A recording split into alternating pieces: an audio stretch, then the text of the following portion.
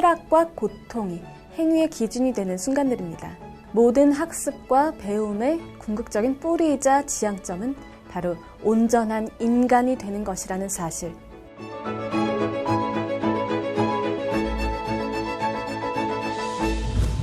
여러분, 써니피디아에 잘 오셨어요. 아리스토텔레스의 니코마코스 윤리학 마지막 시간입니다. 지난 시간에는 이 아리스토텔레스가 말한 행복의 정의를 살펴보면서 윤리학의 여러 가지 주요 개념들도 함께 알아봤는데요. 여러 개념들 중에서도 이 아리스토텔레스 윤리학의 핵심 개념인 이 중용에 대해서 좀 더 자세히 알아보고 또 최종적으로 그가 니코마코스 윤리학을 통해서 말하고자 했던 것은 무엇인지 오늘 함께 살펴볼게요. 남과 사귈 때 행하고 나타내 보이는 행위에 따라 우리는 올바른 사람이 되거나 옳지 못한 사람이 된다. 또 위험에 부딪혔을 때 드러나는 무서워하는 행동 또는 태연한 행동을 통해 겁쟁이가 되거나 용감한 사람이 된다. 욕망이나 노여움도 마찬가지다. 자기가 당한 처지에서 어떻게 행동하는가에 따라 절제 있고 온화한 사람이 되기도 하고 혹은 방종하고 성마른 사람이 되기도 한다. 그러므로 한마디로 말하여 성품은 각각 그와 비슷한 성격의 활동에서 생긴다.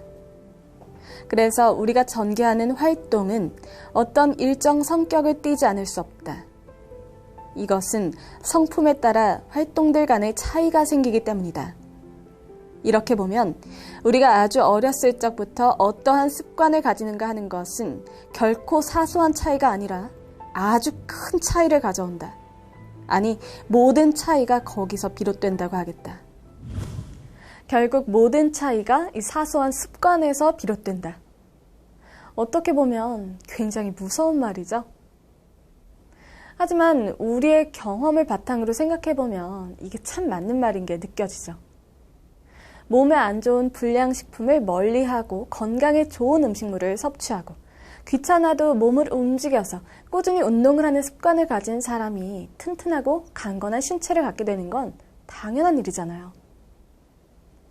쾌락을 멀리하는 일상을 통해서 우리는 절제하게 되며 또 그렇게 될 때 우리는 누구보다도 쾌락을 멀리할 수 있는 거죠. 용기의 경우도 마찬가지죠. 무서운 것들을 대수롭지 않게 보면서 그것들을 아무렇지 않게 견뎌내는 습관을 붙임으로써 우리는 더욱 용감해지고 또 이렇게 용감해지면 누구보다도 무서운 일들을 잘 견뎌낼 수 있게 되는 것이죠. 즉, 습관이 운명을 만든다. 다소 진부하게 들리지만 우리가 살면서 반드시 명심해야 될 말이 아닐까요? 우리가 살면서 중용이라는 이 품성적 덕을 발휘해야 하는 순간들은 결국 쾌락과 고통이 행위의 기준이 되는 순간들입니다. 이 고통을 멀리하고 쾌락을 좇게 되면 결국 그 행위의 결과는 어느 한 방향으로 치우쳐버리는 것이 당연하죠. 이 고통을 견디고 쾌락을 멀리하면서 이 지나침과 모자람의 양극단 사이에서 적절히 균형을 취하면서 이 중용 상태를 견지하려고 노력해야만 올바른 삶을 영위할 수 있다는 거예요. 이 과정은 마치 외줄타기와도 같아서 외롭고 힘들고 또 어마어마한 노력을 필요로 하죠. 인간이 태어나서 혼자서 이런 지난한 과정을 체득하고 습관화하는 것은 불가능에 가깝기 때문에 인위적인 교육과 훈련을 받는 게 아닐까 싶습니다. 어떤 행동에 쾌락이 따르는가 혹은 고통이 따르는가 하는 것은 그 사람의 성품으로 드러난다. 즉, 육체적 쾌락을 멀리하고 그것에서 기쁨을 느끼는 사람은 절제 있는 사람임에 반하여 육체적 쾌락이 없어 괴로워하는 사람은 방탕한 사람이다.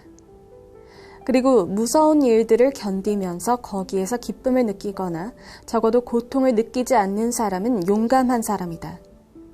이에 반하여 고통을 느끼는 사람은 비겁한 사람이다.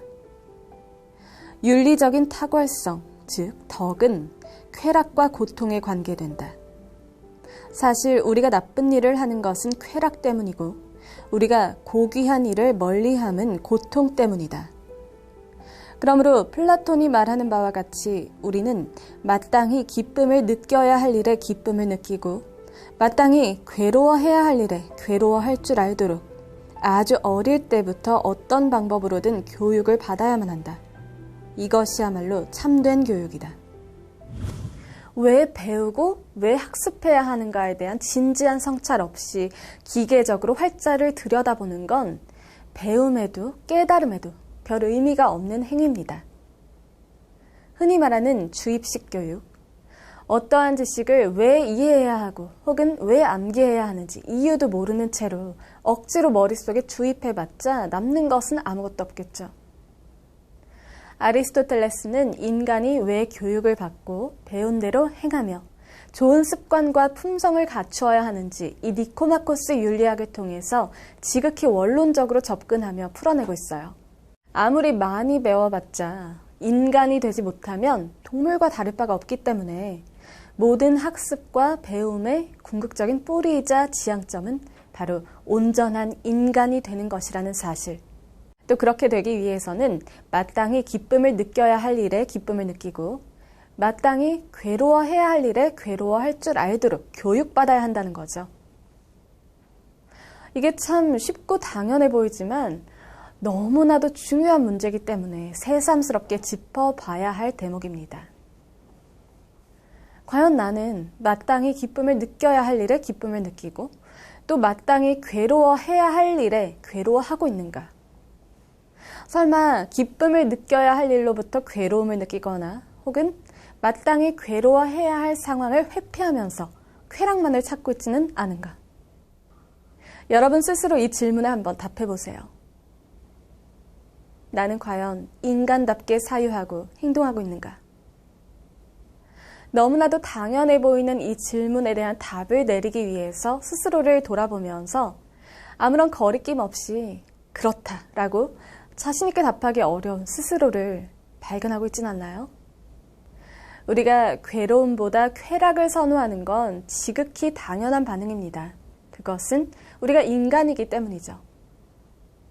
또 우리가 괴로움을 느껴야만 하는 순간에 쾌락을 포기하고 괴로움을 마땅히 느껴야만 하는 것도 우리가 동물이 아닌 바로 인간이기 때문이죠.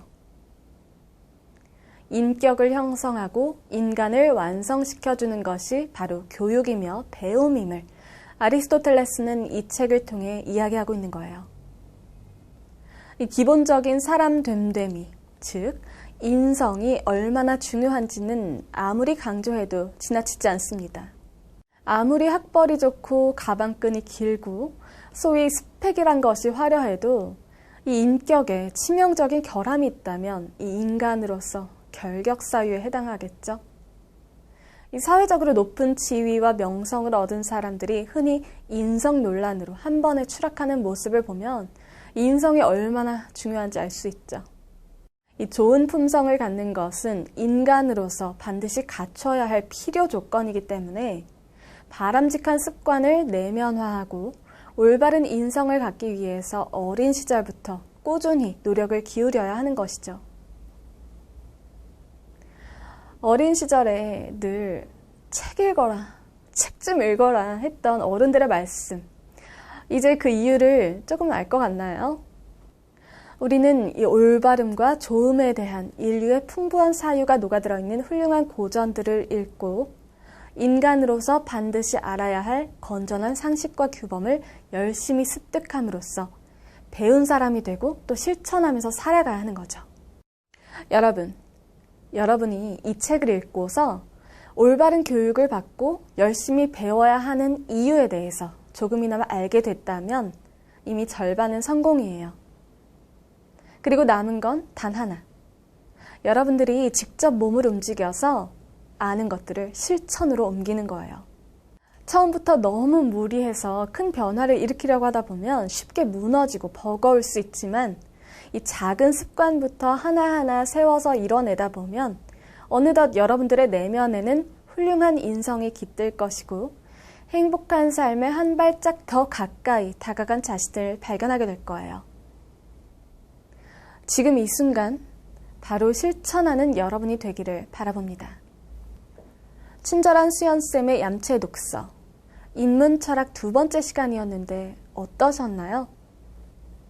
오늘은 진정한 행복의 중요성을 강조한 윤리학의 고전, 아리스토텔레스의 니코마코스 윤리학에 대해 같이 알아봤습니다. 다소 어려운 내용이어도 저와 함께 하니까 조금 더 쉽게 다가오지 않으셨나요? 다음 시간에도 여러분들의 인생에 더 많은 도움을 드릴 수 있는 고전 철학과 함께 찾아오겠습니다. 들어주신 여러분 모두 감사드리며 지금까지 친절한 수연쌤이었습니다. 감사합니다.